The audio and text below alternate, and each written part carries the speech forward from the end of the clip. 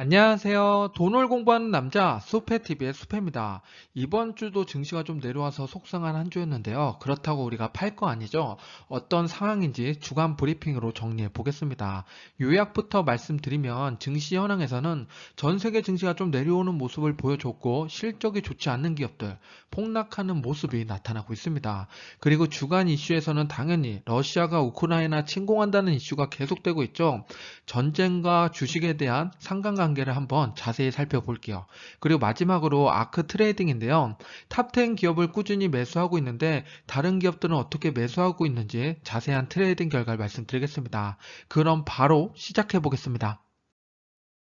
첫 번째로 증시 현황부터 보겠습니다. 글로벌 미국 섹터 ETF 순으로 점검해 볼게요. 이번 주 글로벌 증시를 보면 대부분의 기업이 조정받는 모습을 보여줬는데 3개의 기업만 찝어서 말씀드려 보겠습니다. 왼쪽에 보면 쇼피파이란 기업이 23% 하락이 나왔죠. 정말 큰 폭의 하락이 나왔고 이 기업은 이커머스 관련된 기업인데 전자상거래 관련된 기업들이 좀 맥을 못 추고 있습니다.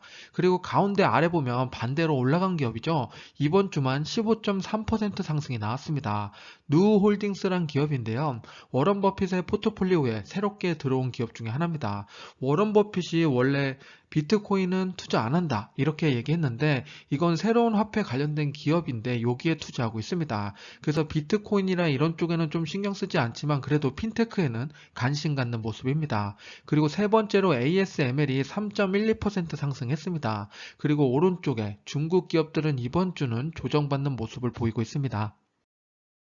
이번 주 S&P 500 지수를 보면 역시나 대부분의 기업이 조정을 받고 있는데요. 그 중에서도 안타까운 기업은 엔비디아입니다. 엔비디아는 실적이 당연히 좋았겠죠. 그래서 실적 발표 전에 주가가 급등을 했습니다.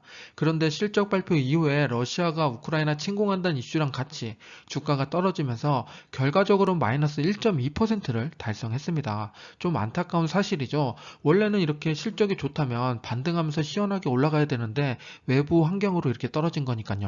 그래서 제가 멤버십에서는 말씀을 드렸는데요. 이렇게 실적 발표 이후에 우리가 이렇게 떨어졌을 때 접근할 필요가 있다고 말씀드렸으니까 지금부터 잘 챙겨보시기 바랍니다. 그리고 밑에 보면은 시스코 시스템, 스플렁크를 20억 달러에 인수하겠다고 제안하니까 이 주식이 6% 상승하고 스플렁크도 급등이 나왔었습니다. 우리가 앞으로 관심 갖고 봐야 될 기업, 돈이 많은 기업인데요. 100조 원 이상 가지고 있는 기업을 추려봤더니 애플, 버크셔, 구글, 마소, 아마존이 있습니다. 특히나 애플은 100조가 아니라 200조를 넘는 유일한 기업이죠. 이런 기업을 앞으로 관심 가져야겠습니다. 그리고 섹터로 보면 오른쪽에 초록색을 보이고 있는 섹터가 있죠. 경기방어주가 이번 주에 반등하는 모습이었습니다. 제가 좋아하는 기업의 바로미터를 보겠습니다. 지금 보시는 건 지난주고요. 지난주 대비 이번 주를 봤더니 대부분의 기업들이 고점 대비 하락률이 좀 높아졌습니다. 상대적으로 좀 더 빠진 기업을 보면 마소랑 구글이 3% 정도 고점 대비 하락률을 키우는 모습이고요. 그 밑에 보면은 빅테크가 아니라 혁신 기업에서는 에어비앤비는 상대적으로 5% 올랐는데 유니티는 6% 떨어졌습니다. 이렇게 혁신 기업에서 갈리는 거 보면은 우리가 눈치채야 될 게 에어비앤비는 올라간다. 이제는 리오프닝 주들이 반등을 시작했다는 이야기입니다. 그래서 이제 돌아오는 주에 리오프닝 관련된 기업들 소개를 드릴 테니까 참고해 보시기 바랍니다. 섹터별 현황을 보겠습니다. 금요일만 놓고 보면 유일하게 초록불을 나타내고 있는 게 경기방어주죠. 일주일을 놓고 봐도 다 빨간색인데 경기방어주랑 원자재는 올라가는 모습을 보여주고 있습니다. 경기방어주라고 이야기하면 대표적으로 코카콜라, P&G 같은 기업들이 있죠. 배당 기업들입니다. 이래서 우리는 포트폴리오를 만들어서 배당과 성장을 고르게 분산해야 이렇게 떨어질 때 오히려 상승하는 섹터가 나오게 됩니다.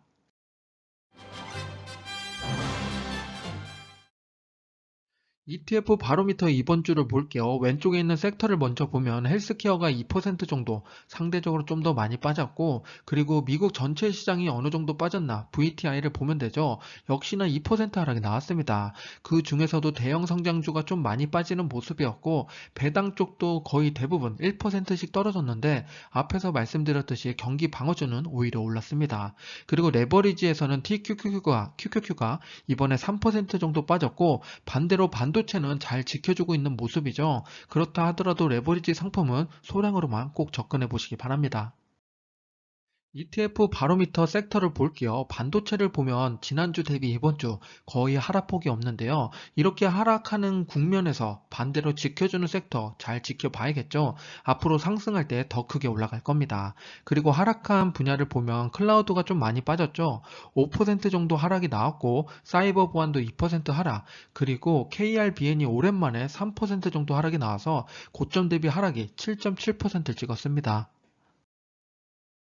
배당과 성장 관련된 ETF 대표 두 개씩 가지고 왔는데요. 왼쪽에 있는 성장에서 고점 대비 하락률이 큰 탑10 기업을 보면은 메타 플랫폼입니다. 46.4%나 고점 대비 빠졌으니까 거의 반타작이죠. 메타 플랫폼은 이제 메타버스 관련된 실적이 어떻게 찍히는지 지켜볼 필요가 있고, 오큘러스라고 VR 헤드셋이 있는데 그거 말고 더 뭐가 있냐, 그걸 꼭 챙겨봐야 됩니다. 그리고 오른쪽에 배당 성장 쪽에서는 SCHD에서는 화이자가 고점 대비 하락률이 21.4%로 크고, 그리고 첫 번째 마소가 있죠. VIG의 1등으로 고점 대비 하락률이 17.7%입니다.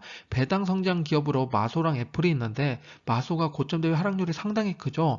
이렇게까지 마소가 떨어진 게 상당히 드문 경우 중에 하나입니다. 그러면 오히려 기회일 수가 있겠죠. 두 번째로 이슈 러시, 순매수 탑5랑 중요 기사 5개를 점검해 보겠습니다.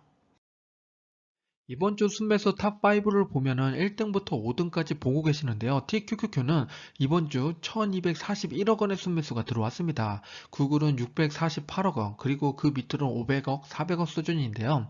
TQQQ 3배 레버리지 상품인데 이번 주에 강하게 드라이브가 걸리고 있습니다. 그리고 5개 중에 2개가 레버리지 상품인데 내 계좌의 레버리지 상품이 비중이 크면 안 됩니다. 10% 이하로 꼭 맞추시는 게 좋고, 이게 높으면 높을수록 변동성이 커지는 거니까 나의 심리 상태가 위험할 수 있으니 꼭 챙겨보시기 바랍니다.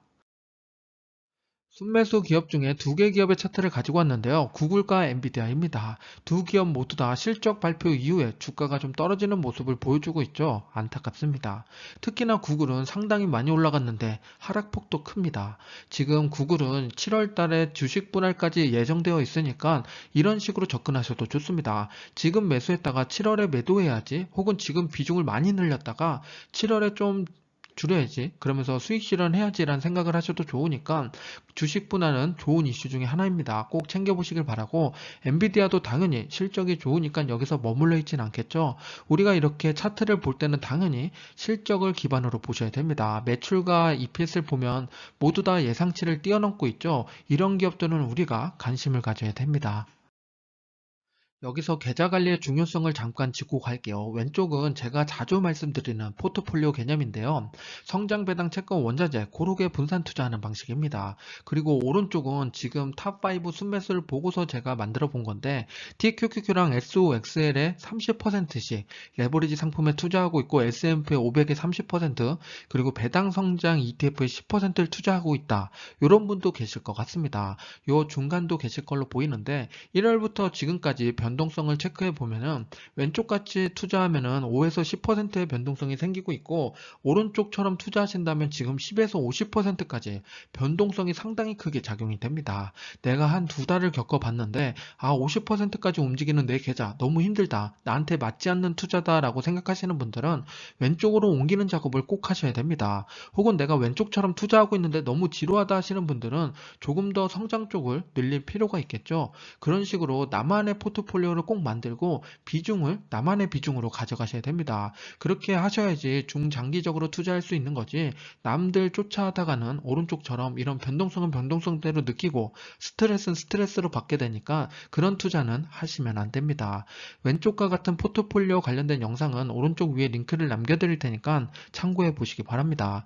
그리고 가끔 왼쪽 채권이 있죠. 이 채권은 꼭 투자해야 되나요? 라고 하시는 분이 있는데, 지금 1월, 2월 겪어보면 아시겠지만 채권은 거의 변동성이 없죠. 하지만 우리에게 1에서 2% 정도의 배당을 줍니다. 그리고 채권은 잘 방어를 해주니까 외화를 가지고 있다라고 생각해도 좋은 상품 중에 하나입니다. 이랬을 때 리스크를 감소할 수 있는 효과가 있으니까 채권이라는 상품도 꼭 생각해 보시기 바랍니다. 우리 주식 계좌에 영향을 줄 수 있는 이번 주 중요 기사 5개를 보겠습니다. 첫 번째는 미국인데요. 애플이 미국에서 스마트폰 점유율 1위인데 시장 점유율이 55%나 된다고 합니다. 정말 압도적이죠. 이것뿐만 아니라 중국에서도 점유율을 점점 높여간다고 제가 커뮤니티 글을 자주 올리는데 우리가 애플을 투자할 수밖에 없는 이유가 여기에 있습니다. 스마트폰을 시작으로 해서 관련된 연동되는 기계들도 잘 팔리고 있으니까 그 애플 생태계의 확장성은 더욱더 넓어졌다고 볼 수가 있습니다. 두 번째는 메타버스 관련된 뉴스인데 중국에서 메타버스 시장에 투자를 하는 게 1경원이라고 합니다. 이제 조가 아니라 경이 나오기 시작하죠. 그만큼 시장이 점점 커지고 있고 이제 확장도 크다라고 볼 수가 있는데 어디에 포커스를 맞추냐 보면 텐센트는 게임 업계 투자 속도를 높이고 있고 알리바바는 AR 안경을 출시한다고 밝혔습니다. 관련돼서 당연히 글로벌하게 AR 안경이 나오는 기업들이 어디가 있는지 그리고 VR 헤드셋 이런 것들도 관심을 가져야겠죠. 메타 플랫폼이 가지고 있는 오큘러스도 있지만 앞으로 애플에서도 나온다고 하니까 관심 가져야 됩니다. 그리고 세 번째는 반도체인데요. 삼성이랑 인텔, TSMC가 투자 속도를 높이고 있습니다. 그리고 이번에 주가가 많이 떨어지고 있는데 반도체 기업이랑 ETF는 잘 안 떨어지는 거 보면은 앞으로 반등을 하더라도 요 관련된 기업들의 반등 폭이 상당히 클 걸로 보입니다. 그러면 당연히 우리 계좌에는 반도체 관련된 기업 혹은 ETF 하나씩은 꼭 있는 게 좋을 겁니다. 네 번째 기사는 미 연준 2인자 뉴욕 총재가 어떻게 발언을 하느냐 이게 많이 관심을 갖고 있었는데 설득력이 부족해서 그렇게 증시에는 큰 영향을 끼치지 못했습니다. 그리고 우리가 여기서 나온 멘트 중에 우리가 관심 가져야 될 건 6번 정도의 금리 인상이 있을 거고 3월부터 시작할 거다. 그리고 0.25%의 금리 인상이지 0.5%까지는 아니다라고 했으니까 여기서 벗어나는지를 체크해 볼 필요가 있습니다. 마지막 5번째는 이번 주 우리를 힘들게 했던 거죠. 러시아가 우크라이나를 침공하느냐 마느냐 그것 때문에 좀 올라가다가 떨어지고 올라가다 떨어지고 하고 있는데 이게 전쟁과 주식과 상관관계를 뒤에서 살펴보겠습니다. 이번 주 기사를 보면 조금 더 디테일한 기사들이 나오기 시작했는데 19일에는 러시아에서 핵 훈련을 시작했다. 코로나19 이후에 처음 열린 연례 훈련 중에 하나인데 굳이 지금 이런 핵 훈련을 해야 되느냐? 그게 또 이슈죠. 그리고 오른쪽에 보면 병력들이 계속 늘어난다고 하는데 지금 추정치 BBC에서 말하는 건 13에서 15만이라고 이야기하고 있고 다른 쪽에서는 한 17에서 19만까지 분석이 된다라고 하는데 늘어나고 있는 건 팩트인 것 같습니다. 그래서 핵 훈련도 하고 병력이 늘어나고 있으니까 앞으로 어떻게 될지를 우리가 좀 지켜봐야 되고 그리고 이 전쟁과 주식과 상관관계를 체크한 다음에 우리의 매수 타점, 포인트를 체크해 볼 필요가 있습니다. 뒤에서 전쟁 시기랑 주식과의 관계를 볼게요. 전쟁과 주식의 상관관계를 볼게요. 왼쪽에 전쟁이 일어났을 때랑 S&P 500을 가지고 왔는데 1900년도부터 2020년까지입니다. 전쟁이 상당히 많이 일어났죠. 그러면서 박스권도 있었지만 우상향을 만들어가고 있습니다. 그래서 저는 전쟁이 일어나더라도 내가 뭐 1, 2년 투자할 게 아니라 5년, 10년 장기로 볼 거면 빼면은 절대 안 된다고 보는 게 오히려 저점에서 잡는 게 더 어려운 작업입니다. 그럴 바에는 가만히 있는 게 더 맞는 거고 S&P 500 중에서 전쟁과 함께 주가 폭락이 컸던 시기를 보면 2차 전쟁인데요. 세계 2차 전쟁의 차트를 보면 오른쪽처럼 나타냅니다. 그리고 이제 위험하다고 생각되는 그런 시기부터 시작해서 다시 반등해서 올라오는 걸 보면 딱 1년이 걸렸습니다. 그리고 나서 실제로 전쟁이 일어나고서부터는 반등이 더 빠르게 일어나니까 우리가 이렇게 관점을 보면 아직 위험하다라고 생각하는 시점이 지금 2022년 2월이라고 보면은 2023년 2월이 되면은 적어도 지금의 가격은 와 있을 겁니다. 혹은 그거보다 더 빨리 올라갈 수 있고 지금 코로나도 팬데믹이다 하고 나서 3월부터 더욱 가파르게 V자 반등을 이어갔죠. 이때는 정보가 느리기 때문에 1년이란 세월이 걸렸다면 지금은 정보의 전달이 빠르기 때문에 1년이 아니라 3개월 혹은 2개월, 1개월까지 줄어들 수가 있습니다. 그래서 전쟁 관련된 이슈 두 가지만 더 살펴볼게요. 러시아가 우크라이나 침공하는 거랑 비슷한 사례를 찾아봤더니 이라크가 쿠웨이트 침공했을 때가 상당히 비슷합니다. 에너지 관련된 이슈도 엮여 있고 이때 보면은 1990년도 7월부터 10월까지 3개월 동안 S&P 500이 19.9% 큰 폭의 하락이 있었습니다. 그리고 나서 한 4개월 올라서 전고점을 뚫고 올라가기 시작했죠.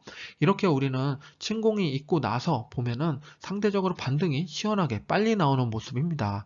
이게 너무 옛날 거라고 보시면은 요즘으로 넘어와서 나서 미국 9.11 테러가 있었습니다. 요때 보면은 2001년 8월부터 9월까지 거의 2달 동안 한 달 반이죠. 20.9% 하락이 있었고 그 뒤로 반등을 시원하게 했습니다. 9월 11일이니까 9월 21일 열흘밖에 차이가 안 나죠. 이렇게 침공, 테러가 있고 나서부터 열흘 만에 영업일로 하면 2주가 채 되지 않습니다. 반등하기 시작하니까 오히려 전쟁 혹은 침공, 테러 이후에는 반등을 더 빠르게 할 수 있으니까 우리가 함부로 매도하면 안 됩니다. 오히려 이런 리스크다 이랬을 때가 거의 저점일 확률이 높으니까 우리는 좀 천천히 혹은 엉덩이 무겁게 투자하는 게 더 맞는 선택일 수가 있습니다. 마지막으로 아크 트레이딩입니다. 아크가 어떤 회사에 집중하는지 지켜보면서 거래 내역을 엿보도록 하겠습니다. 아크 탑10 기업의 비중 변화를 보겠습니다. 지난주를 먼저 보면 테슬라가 6.2%, 텔레닥이 5.7%, 코인베이스가 4.6% 순이었는데요.